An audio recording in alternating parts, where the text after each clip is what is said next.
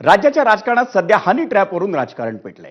72 अधिकारी आणि आजी माजी मंत्री हनी ट्रॅपमध्ये अडकलेत आणि त्याचा पुरावा पेनड्राईव्ह मध्ये असल्याचा बॉम्ब काँग्रेसचे आमदार नाना पटोले यांनी विधानसभेत टाकला।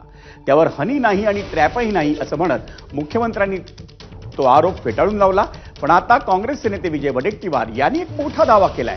एकनाथ शिंदेंचं सरकार हे नाशिक मधल्या हनी ट्रॅप सीडीमुळेच आलं, सत्ता पालट त्यामुळेच झाला असं म्हणून वडेट्टीवारांनी खळबळ उडवून दिली आहे। या हनी ट्रॅप प्रकरणाची सीडी आपल्याकडे आहे असा दावा त्यांनी केला। ही सीडी लावू तेव्हा आम्हाला तिकीटच लावावी लागतील असंही वडेट्टीवारांनी म्हटलं।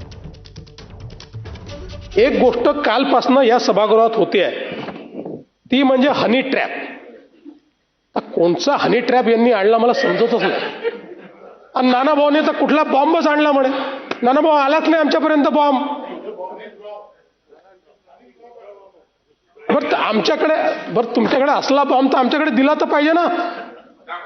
ना हनी आहे ना ट्रॅप आहे। हनी ट्रॅपवरून हनी नाही ना ट्रॅपही नाही असं मुख्यमंत्री म्हणाले।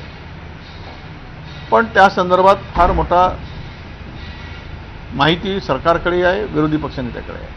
शिंदेंचं सरकार जे काही सत्ता पालट झाली ती सत्ता पालट ते सीडीमुळेच झाली, एवढा मोठा ते प्रकरण आहे। अनेक ऑफिसर, अनेक IAS असतील, अनेक माजी आजी जे काही आहे त्याच्यात खूप मोठी माणसं आहेत। त्यावर काही अधिक बोलण्याची गरज नाही। ते ज्यावेळेस आम्ही दाखवू त्यावेळेस मग आम्हाला तिकीटच लावावी लागेल 10-20 हजार रुपयाची, आणि ते तिकीट लावूनच ते सगळं चित्र दाखवावं लागेल। पण ते निमंत्रित आणि विशिष्ट लोकांनाच बोलावं लागेल, कारण एवढा भक्कम पुरावा त्या ठिकाणी आहे।